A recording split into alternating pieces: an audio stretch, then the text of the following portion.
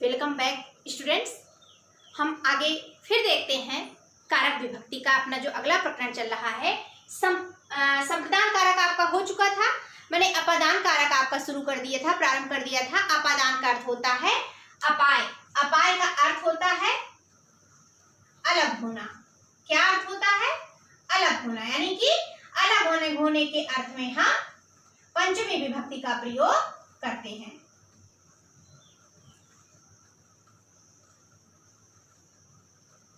अलग होने के अर्थ में हम पंचमी विभक्ति का प्रयोग करते हैं। अपादाने पंचमी।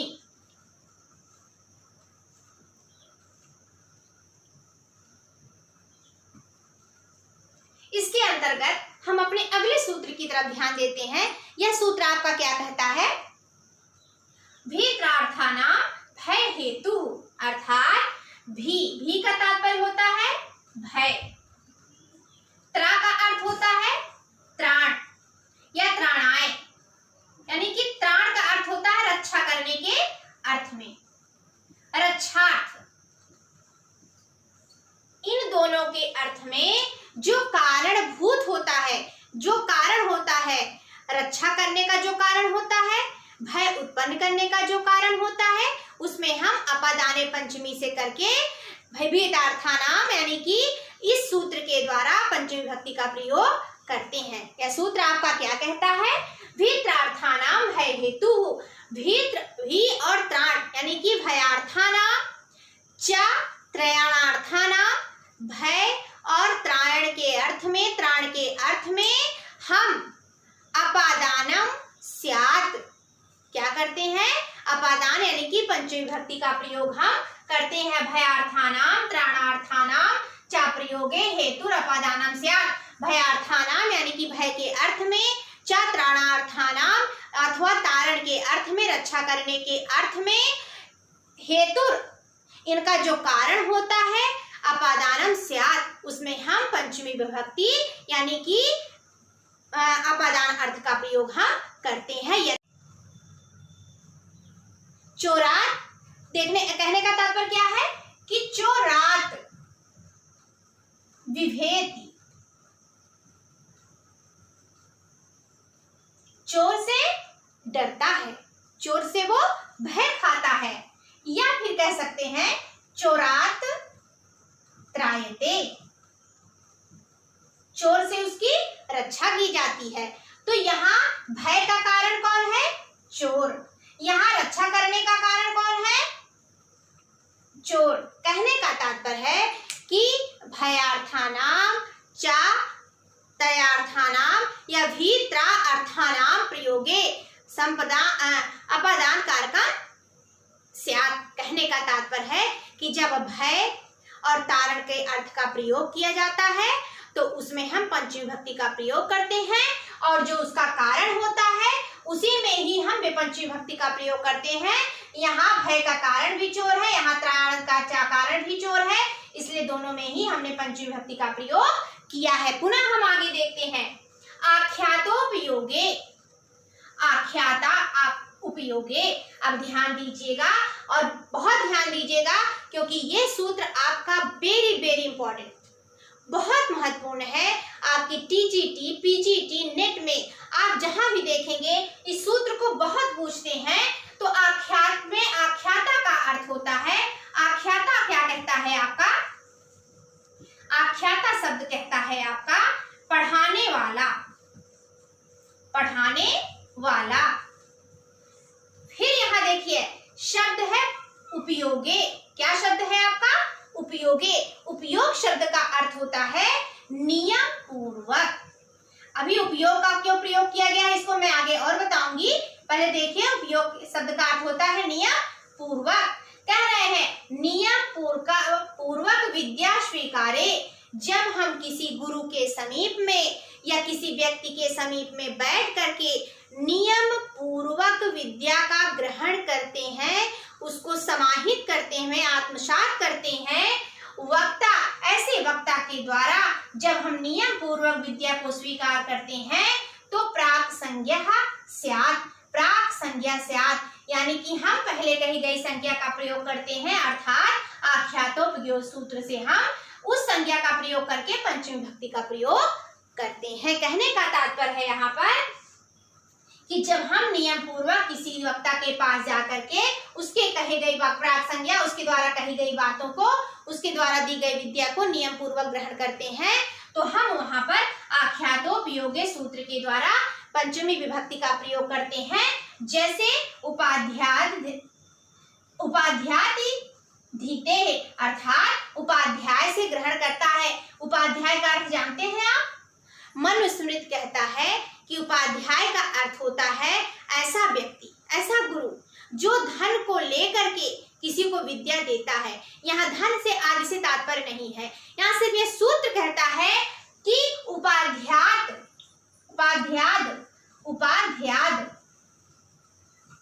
अधीते, इस सूत्र में पंचमी विभक्ति का प्रयोग क्यों किया गया है?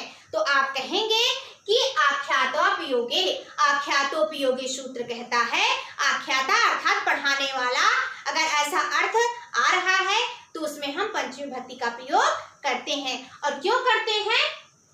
क्योंकि नियम पूर्वक, देखिए ध्यान दीजिए, वक्ता, किसी वक्ता के द्वारा प्राक संज्ञा, कही गई विद्या, कहे गए जो कथन होते हैं, नियम पूर्वकम विद्या स्वीकारे, जब उस विद्या का ग्रहण हम नियम पूर्वक क्या कर देते हैं? स्वीकार कर लेते हैं, आत्मसात कर लेते हैं, तो उसमें हमारा पंचमी विभक्ति का प्रयोग कहा जाता है या किया जाता है। जैसे उपाध्याय अधीते, और कहा गया था जिससे हम ग्रहण करते हैं, ये पहले ही बताया गया है। तो वह व्यक्ति विद्या किससे ग्रहण करता है? कि उपाध्याय आचार्य से विद्या को पढ़ता है, ग्रहण करता है। अब हम यहाँ ध्यान देंगे कि यहाँ पर उपयोगी शब्द का प्रयोग क्यों हुआ है, उपयोग शब्द क्यों कहा गया है? तो ध्यान दीजिए, उपयोग का अर्थ है नियम पूर्वक स्वीकार करना। हम जब किसी से नियम पूर्वक नहीं स्वीकार करते हैं तो फिर अब उसमें पंचमी विभक्ति का प्रयोग नहीं हो सकता। जैसे नटस्य गाथाम शृणोति, नट से गाथा को सुनता है, कोई व्यक्ति है वो नट के द्वारा कोई कथा सुनता है, तो अगर उपयोगी शब्द ना आता तो यहाँ भी क्या हो जाता? नटात हो जाता। कहने का तात्पर्य है कि नटस से नहीं रहता, यानी कि षष्ठी विभक्ति नहीं होती। और अगर हम नट में षष्ठी विभक्ति का पंचमी विभक्ति का प्रयोग कर देते तो ये बहुत ही अनुचित उल्लेख हो जाता। नट के द्वारा हम विद्या ग्रहण नहीं करते हैं, किसके? गुरु के द्वारा विद्या को ग्रहण करते हैं। तो उपयोगी शब्द का प्रयोग इसीलिए कहा गया है कि जब हम कहीं नियम पूर्वक किसी के द्वारा विद्या को ग्रहण करते हैं तभी वहां पर पंचमी विभक्ति होता है। इसीलिए उपाध्याय में हुआ है और नटस्य में नहीं हुआ है, षष्ठी हो गया, क्योंकि हम नट से नियम पूर्वक विद्या को ग्रहण नहीं करते हैं। अब हम इसी के आगे एक अगला सूत्र देखते हैं। जनिकर्तुः प्रकृति ही, यानी कि जनन करने का, कर्ता के अर्थ में जनन करने के कर्ता का जो प्रकृति होता है, यानी कि जो कारण होता है, उसमें हम पंचमी विभक्ति यानी कि अपादाने पंचमी से पंचमी विभक्ति का प्रयोग करते हैं। जैसे इसका सूत्र का परिभाषा देखिए, जायमानस्य, जायमान, जाय का अर्थ होता है जनन करना, उत्पन्न करना। जायमान के अर्थ में हेतु अपादानम, जो अपादान, जो हेतु, जो उसका कारण होता है, उसमें अपादानम स्यात्, अपादान संज्ञा कारक का प्रयोग किया जाता है, यानी कि पंचमी विभक्ति का प्रयोग हम करते हैं। यथा, जैसे कि ब्रह्मणः प्रजाः प्रजायन्ते, यानी कि ब्रह्मणा, ब्रह्मणा का अर्थ होता है ब्रह्मा, ब्रह्मा के द्वारा प्रजा, यानी कि जो हमारी संतान है, जो प्रजा है, जो विश्व है, उसमें जो उत्पन्न होने वाले मनुष्य हैं, प्रजायन्ते, वो उत्पन्न होते हैं। तो कह रहा है जनिकर्तु प्रकृति, अर्थात जनन करने के कर्ता का जो प्रकृति होता है, जो कारण होता है, उसमें पंचमी विभक्ति का प्रयोग हम करते हैं। जायमानस्य हेतु, अर्थात जनन करने की प्रक्रिया का जो हेतु होता है, हेतु का अर्थ होता है कारण, जो हेतु होता है, जो कारण होता है, उसमें अपादाने स्यात्, अपादान का प्रयोग करते हैं, अपादानम स्यात्, अर्थात पंचमी विभक्ति का प्रयोग करते हैं। जैसे ब्रह्मणा प्रजा प्रजायन्ते, अर्थात जो कारण होता है, जनन करने के अर्थ का जो कारण होता है, उस कर्ता का जो कारण होता है, तो कर्ता में पंचमी विभक्ति ना होकर के कारण में पंचमी विभक्ति का प्रयोग किया जाता है। इसलिए यहाँ पर ब्रह्मणा में आपका पंचमी विभक्ति होकर के जन कर्तु प्रकृति सूत्र के द्वारा अपादाने पंचमी के द्वारा अपादान संज्ञा होती है, और जनि कर्तु प्रकृति इस सूत्र के द्वारा ब्रह्मणा में पंचमी विभक्ति होकर के ब्रह्मणा प्रजाः प्रजायन्ते सूत्र की प्राप्ति होती है। ये उदाहरण सिद्ध होता है। आगे देखते हैं उसी अपादान कारक के अंतर्गत भुवा प्रभुवश्च। भुवा, भुवा का अर्थ होता है उत्पन्न होना। क्या अर्थ होता है? उत्पन्न होना। भुवा प्रभुवश्च, भुवा उत्पन्न होने के अर्थ में भी हम अपादाने पंचमी सूत्र से अपादान पंचमी विभक्ति का प्रयोग करते हैं। कहने का तात्पर्य है भू कर्तु। भू का अर्थ है उत्पन्न होने का जो कर्ता होता है, उसके प्रभाव का अर्थात है उद्गम का, जहां से वो उत्पन्न होता है, जहां से उसका उद्गम होता है, उसमें अपादाने पंचमी से हम भुवा प्रभुवश्च सूत्र के द्वारा पंचमी विभक्ति का प्रयोग करते हैं। जैसे हिमवतो गंगा प्रभवती, हिमालय से गंगा प्रभवती यानी कि निकलती है, उसका उद्गम होता है। अब आप कहेंगे कि गंगा में क्यों नहीं पंचमी विभक्ति हुआ और हिमवतो में क्यों हुआ? तो यह सूत्र कहता है भुवः प्रभुवश्च। यह सूत्र कहता है कि उत्पन्न होने के अर्थ में हम पंचमी विभक्ति का प्रयोग करते हैं। पुनः वह कहता है कि भू कर्तुः, यानी कि जनन करने का, उत्पन्न होने का जो कर्ता होता है, जो उत्पन्न होता है कर्ता, उसके जनन का, उसके उद्गम का, प्रभाव का जो कारण होता है, उसमें ही पंचमी भी होता है। उद्गम स्थान का पंचमी विभक्ति होती है, जो उत्पन्न होता है उसमें पंचमी नहीं होती। जैसे हिमवतो गंगा प्रभवती, किसका प्रादुर्भाव हो रहा है? गंगा का। कौन निकल रहा है? गंगा निकल रही है। और कहाँ से निकल रही है? हिमवतो, हिमालय से। तो गंगा का प्रभाव, गंगा का उद्गम स्थान क्या है? हिमालय। या तो कर्ता का जो कारण है, जो जनन करने का कारण है, उसमें ही पंचमी विभक्ति का प्रयोग किया जाएगा। जो उत्पन्न होने वाला कर्ता है, उसमें हम पंचमी विभक्ति का प्रयोग, अपादान का प्रयोग नहीं करेंगे। तो भुवा प्रभुवश्च सूत्र कहता है कि भू कर्तु प्रभुस्तथा, अर्थात भू करने के अर्थ में, जनन करने के अर्थ के कर्ता में जो जनन करने का कारण होता है, उसमें अपादान सूत्र के द्वारा हम पंचमी विभक्ति का प्रयोग करते हैं। अब हम आगे देखते हैं पृथक, बिना, नाना भी।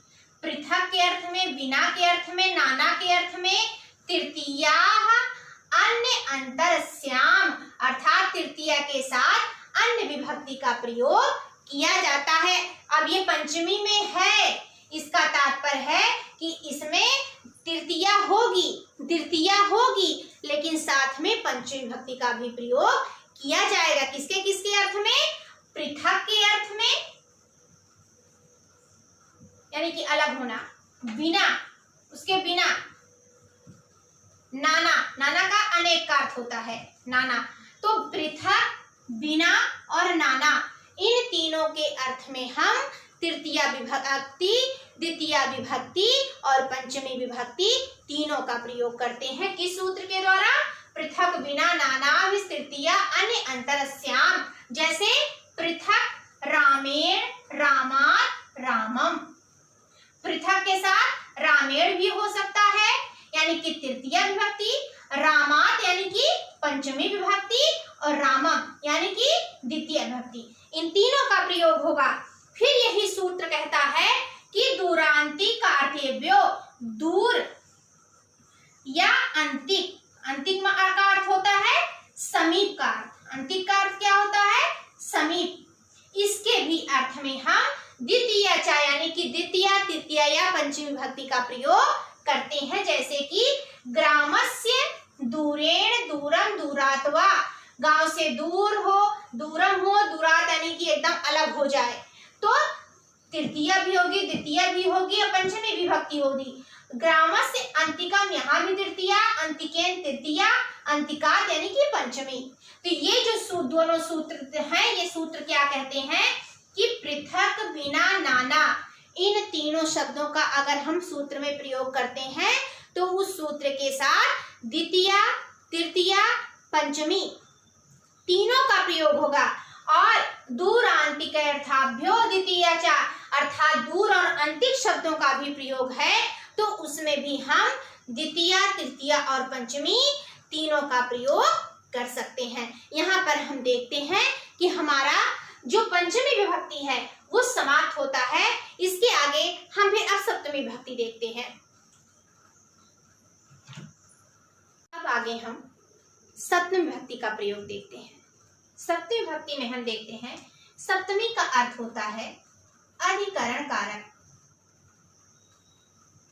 आपको मैं पुनः स्मरण करा दूं, कर्ता ने कर्म को करण से संप्रदान के लिए अपादान से अलग होने के अर्थ में अधिकरण अर्थात आधार के अर्थ में क्या सूत्र कहता है ये?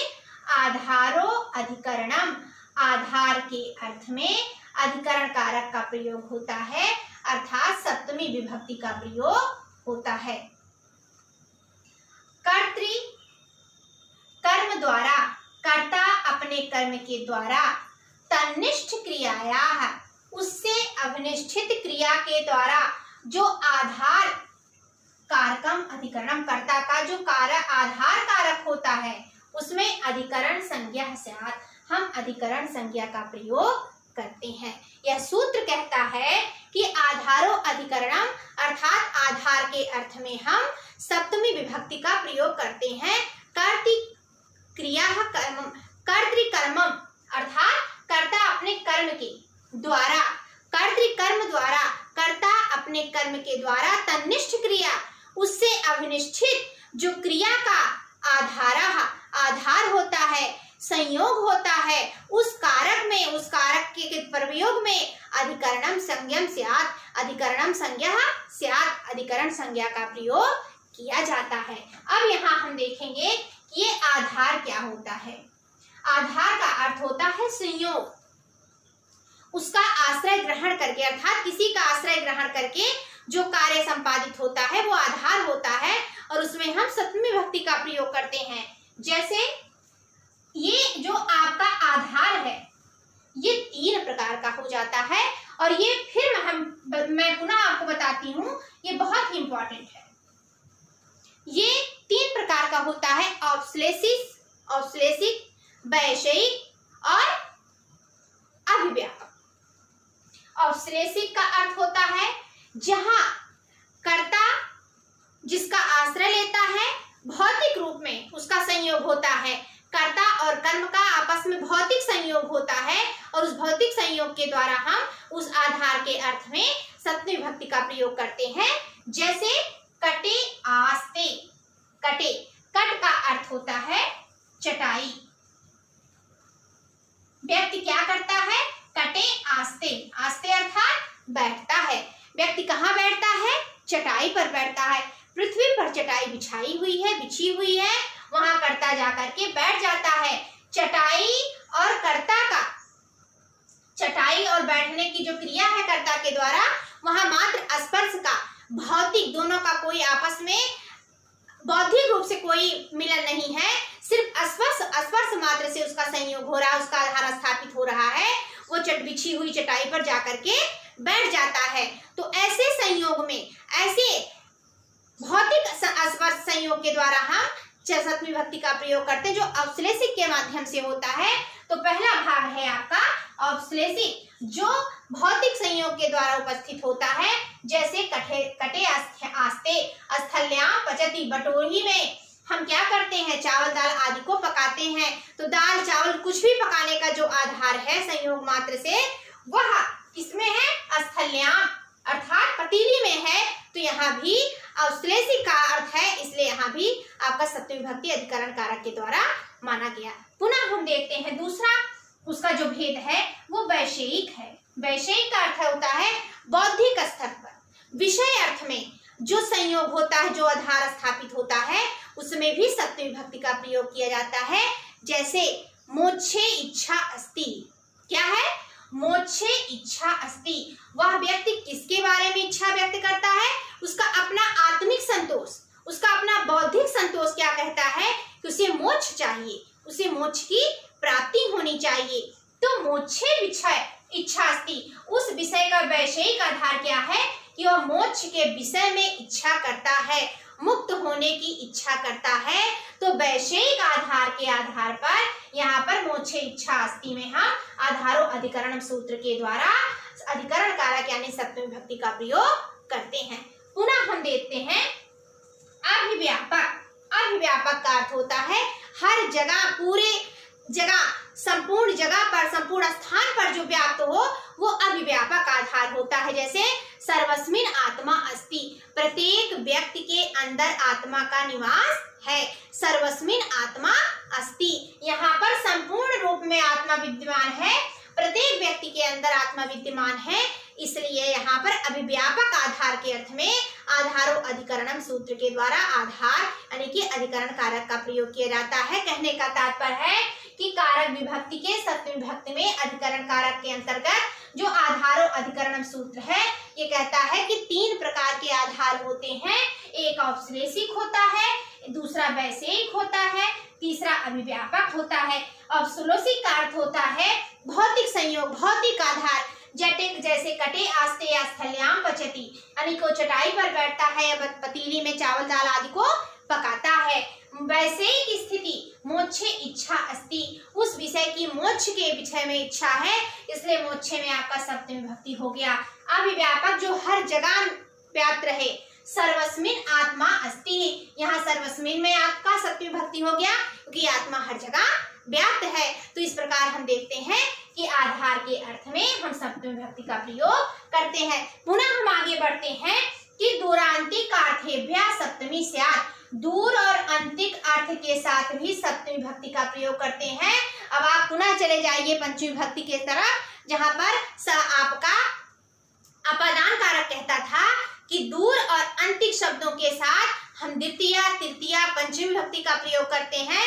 पुनः आप आ जाइए सप्तमी विभक्ति के साथ। यहाँ सप्तमी विभक्ति भी कहता है कि दूर और अंतिक का अर्थ आ रहा है, तो अगर दूर और समीप का अर्थ आ रहा है तो वहाँ सप्तमी भी हो सकती है।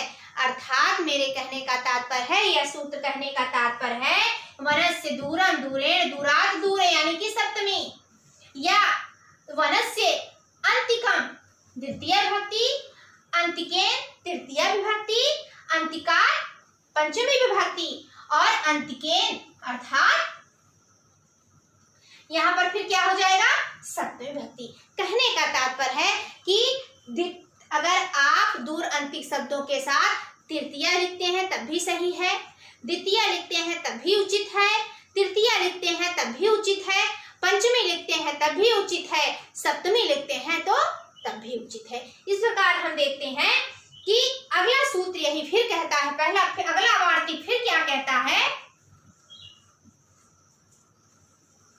साधु साधु प्रयोगे, साधु असाधु प्रयोगे च, साधु यानी अच्छे में भी होने में भी और असाधु बुरे होने यानी कि साधु और असाधु शब्द का प्रयोग अगर किसी उदाहरण के साथ है तो वहां भी हम सप्तमी विभक्ति का प्रयोग करते हैं।